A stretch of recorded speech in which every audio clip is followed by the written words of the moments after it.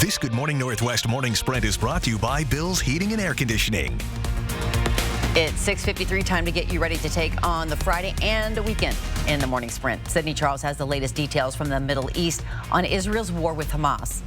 Snow is falling. Natalie Grant is live with a look at roads as you head out the door. But today is a weather alert day due to that snow. Let's get right to Matt Gray with your forecast. That's right. It is a weather alert day. This is the first time in a little while we've had to deal with snow and slick roads, and they're widespread across the inland Northwest. We're about to get a break from the snow in the metro area as one round of snow is moving out of North Idaho, but you can already see the next round forming up in central Washington.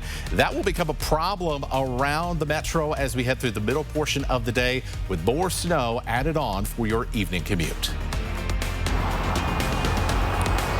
Well, we've been live this morning letting you know about road conditions as you head out the door this morning. Taking a look at I-90, things are still looking pretty clear this morning out here. There's a little bit of a sheen on the roads here, so you're going to want to give yourself some space and give yourself some time. We have seen a couple crashes around the Spokane area, so things are definitely a little bit slick out there, but plows are out treating these roads, and roads inside of town as well are also seeing some snow-covered areas and those as well. So pack your winter driving hats as you're heading out the door. And as always, you can grab the 4 News Now weather app in our app store. That's for free, and get you the latest forecasts as you take on your day.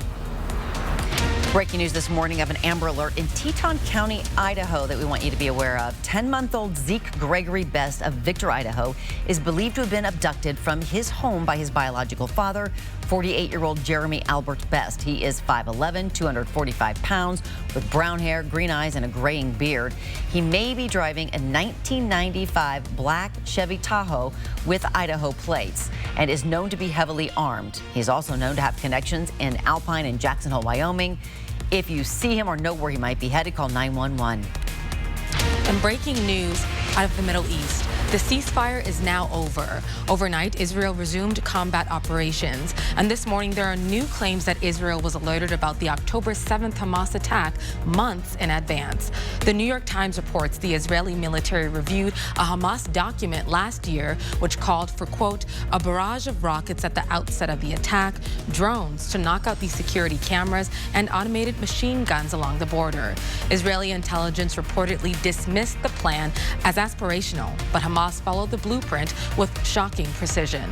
Now, this comes as Israel has resumed its airstrikes in Gaza. The latest details on today's attacks is coming up next on Good Morning America. Take a look at your screen. Crime Stoppers is offering a cash reward for help identifying anyone involved in 2 separate bank robberies. One of those was at the 57th Avenue First Interstate Bank on October 13th. The next happened on the 17th at Numerica Credit Union on Regal. Anyone with information is asked to call Crime Stoppers. The tip line 1-800-222-TIPS. Lori Vallow Daybell, the Idaho Doomsday Cult mom serving a life sentence for the murders of 2 of her children, has been extradited from Idaho to Arizona. She's accused of conspiring to kill her then-husband, Charles Vallow, and her niece's ex-husband. Community members gathered outside to celebrate the life of Lily Stallworthy. She is the 11-year-old medical late girl killed by her older brother. Lighting candles one by one, each brightened up a cold, dark evening last night. And even though not everyone there knew Lily personally, they showed up to support one another. A former Pasco police officer being retried for the murder of a Spokane woman more than 3 decades ago. Richard Aguirre is accused of killing Ruby Doss, a sex worker, in 1986. Aguirre waived his right to a jury trial late last month. Judge Jeremy Schmidt will decide the case. The defense argued that evidence points to someone other than Aguirre. His attorney said Robert Lee, a pimp who was mad at Doss, had motive to kill her. The defense also argued shoe prints found at the crime scene were not the same size as Aguirre's, but the prosecution had issues with how the prints were measured. The trial will resume Monday morning. New changes are coming to FAFSA, that form that students and their parents have to fill out to determine college financial aid eligibility. Senator Patty Murray led the charge on the reform. The new version of the reform is supposed to be a lot less paperwork. It also means more than 14,000 low-income students across the state will be eligible for college financial aid for the first time. The new FAFSA is expected to roll out at the end of December. And we want to remind you, ABC is home to the Pac-12 championship game between the Oregon Ducks and the Washington Huskies tonight at 5 o'clock. Before the game, join us for a special edition of 4 News Now at 4.